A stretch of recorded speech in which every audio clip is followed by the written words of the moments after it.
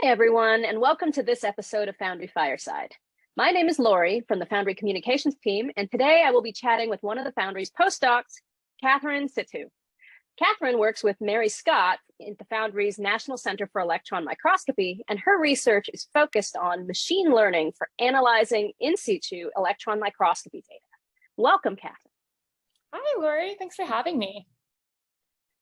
All right, so how about we get started with you telling us a little bit about your project? Sure. So my research is basically how can we apply artificial intelligence or these machine learning methods for electron microscopy. So my background is in transmission electron microscopy, or TEM. And in TEM, we basically can do these amazing experiments where we can, watch how nanoparticles transform at the nanoscale and, track how their size changes, how their shape changes, how their crystallinity changes. But we don't actually have any methods that can accurately sort of reflect what we see. We end up having to do a lot of the analysis by hand.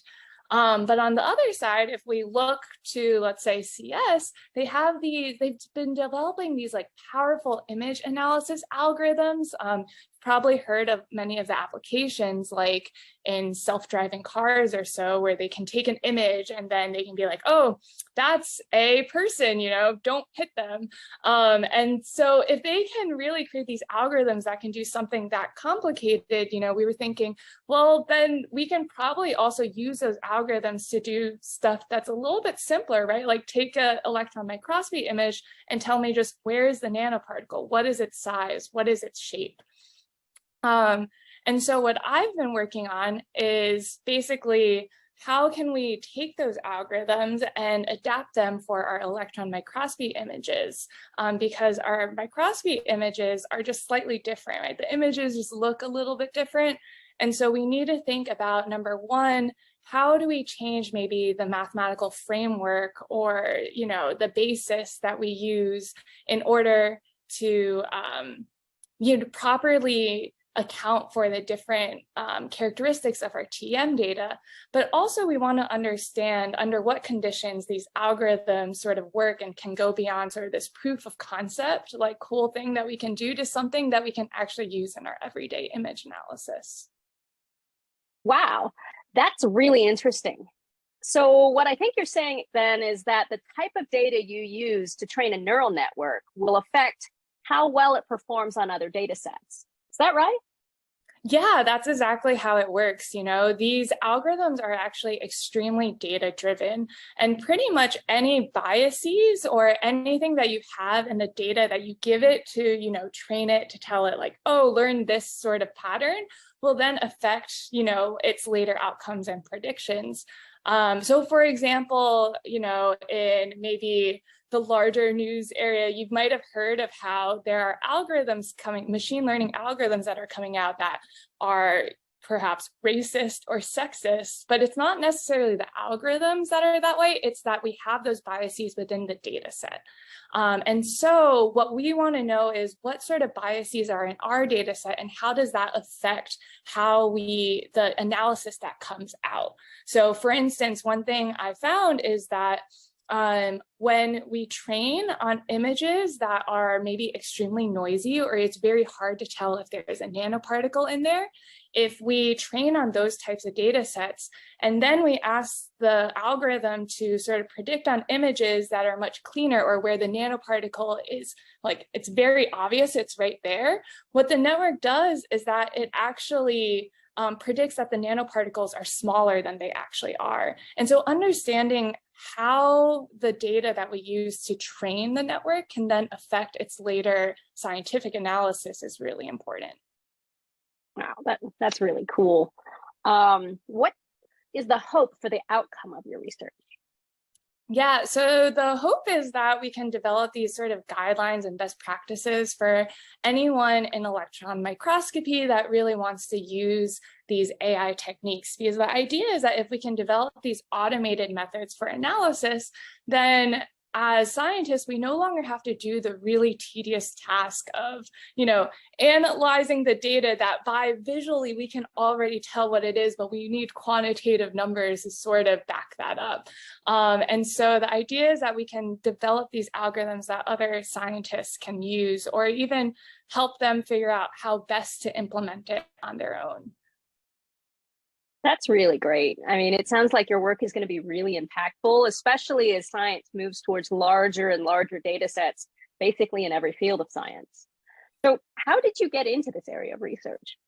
Yeah, so that problem of tedious work is something that I am pretty familiar with. So basically in my PhD, I did a lot of what we call in situ TEM, or basically doing experiments in the TEM and then taking movies of how nanoparticles transform and react. And I was interested in, how can we control those transformations? But then after an experiment, I would then have all this data, all these movies, then I would block out like a week in my calendar and be just like, no, that I'm just going to be sitting at my laptop, looking at images and basically like marking out like, this is the interesting area, this is the interesting area, over and over and over again. And, at some point you're just like, there has to be a better way. And I happened to be taking sort of machine learning classes on the side just for fun. And then I think just one day I read a paper and it was sort of like, oh, you can, apply these machine learning techniques on TEM data and actually start to do some really helpful analysis that also, I think it showed a sort of task that we thought might not even be possible. And it was like, wait, you can sort of start unlocking new experiments and start doing new things by sort of combining these two fields. And so that's how I sort of got hooked. Well, there's nothing like manual analyses for inspiration, is there? What most excites you about using AI for electron microscopy? Yeah, so I think there's a lot of things. So first off, just fundamentally as a question, I think there's so many different questions you can ask and so many different ways that you can go about answering them. It's a really unexplored field, and that's always really exciting when you feel like everything you find is something new and something unexpected. And so that's always really exciting. But more on the application side, what excites me is sort of the new experiments that it'll enable with transmission electron microscopy. Some work, I would say, in more just like using AI for other type of scientific image analysis have shown that these algorithms can sometimes outperform humans at tasks, and which is incredible, a little scary, but incredible.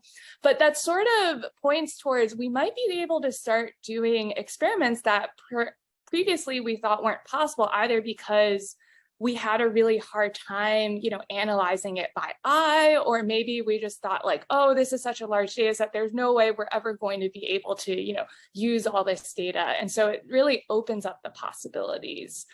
I will say, I'll put a plug in, there's a lot of development on the camera side of transmission electron microscopes. They're basically getting like faster and faster frame rates. And what that means is that you can start recording things at smaller and smaller time scales. But then when you do that, let's say you want to take a movie, that means so much more data. So, how can we actually leverage all of that data?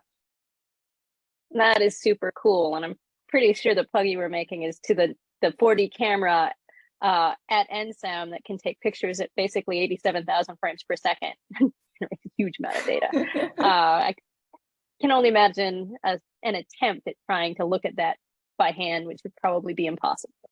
Yeah. All right, so let's move on to the last few questions then. What's the next big step for your project? Yeah, so one thing that I've sort of glossed over is that probably the biggest downside of neural networks is that they are basically this giant black box. It's really hard to understand exactly how or why they make the decisions that they do. And so one big question I have is basically, or I wouldn't say question, but concern is that if we use these artificial intelligence and machine learning methods for scientific analysis, we need to be able to justify the decisions and be able to say, this is why, it made the decision that it did. And so what I'm interested in is sort of bringing in some different techniques to more interpret these, hard to interpret models. How can we understand, how it makes its decisions? One way you can go about this is actually by incorporating some of our known physics into the model algorithms itself. So we're really lucky to work with materials and things where we have a good understanding of some of the underlying physics. And so if we can incorporate that into the algorithm, we can also make it a bit more interpretable. Wow, okay. And what do you think about the long-term applications of your work? What do you think researchers will be able to do in the future thanks to this? Yeah, I mean, I really hope that, it reduces the amount of tedious work researchers have to do, and then they can focus a bit more on, some of the exciting science, thinking of experiments, actually analyzing, like looking at the data analysis and being able to be like, okay, let's do this next. But more practically, some things that I think stand out to me as like potentially in the next 5 years, maybe we're going to be able to start imaging at really low doses. What that means is basically imaging with less electrons. The downside is that the images themselves are not very interpretable, like by eye, like we don't maybe have any idea of what's going on if I just look at the image. But if you can train algorithms to basically analyze these images for us, then we can potentially start to image at these low dosages, do some analysis live at the microscope, really, expand what's possible in microscopy. Wow, that's all really, really exciting. And I can't wait to see what happens next with your work, Katherine. All right, that's all the time we have for today. Thank you so much for speaking with me and for telling our audience about your research. And for those of you tuning in, thanks for watching and stay tuned for more episodes of Foundry Fireside.